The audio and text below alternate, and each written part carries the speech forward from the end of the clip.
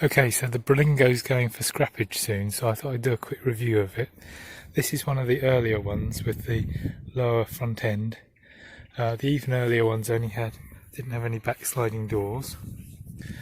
So as you can see, it's got nice big mirrors so you can see behind. It did have overall horrible plastic wheel trims, which I've replaced with these Volkswagen ones.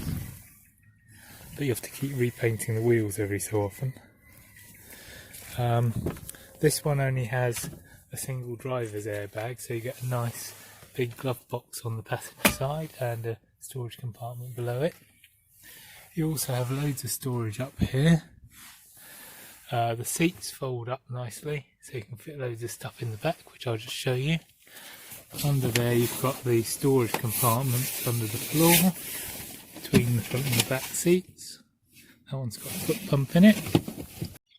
You'll see that although it's 2001, it's got no rust anywhere on it, apart from a slight tiny bit under the bonnet in the engine bay.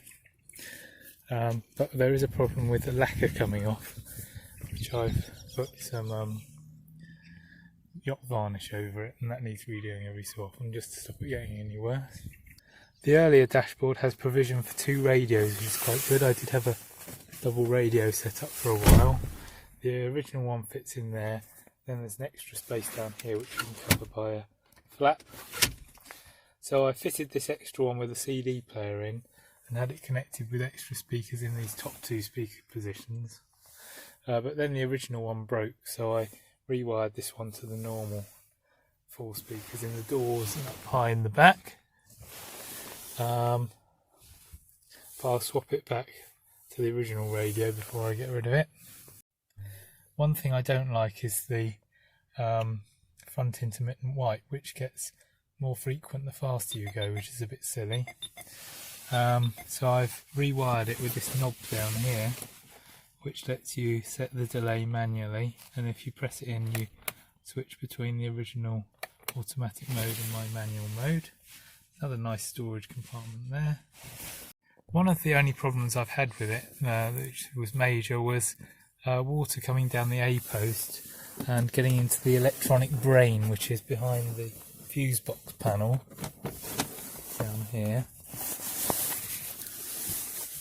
which cost about £1,000 to have put right. Basically all the instruments started going crazy. First the fuel gauge stopped working for a while, and then eventually all of the instruments started just going haywire. So that had to be sorted out. And when I had the windscreen changed a couple of years ago, he did say there was quite a lot of rust down where the windscreen fits in the A pillar. So it's another reason to get rid of it, really. What else? So there's a nice long gear stick down here, as you can see. That's where all the coolant's leaking in from the heater. Which is one of the big reasons I'm getting rid of it. You can see that red fluid just there. Just have a quick look around under the bonnet. This is the only areas where there's really been any rust.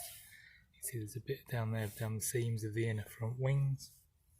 Nothing in the major suspension areas though. It's going to fail the MOT.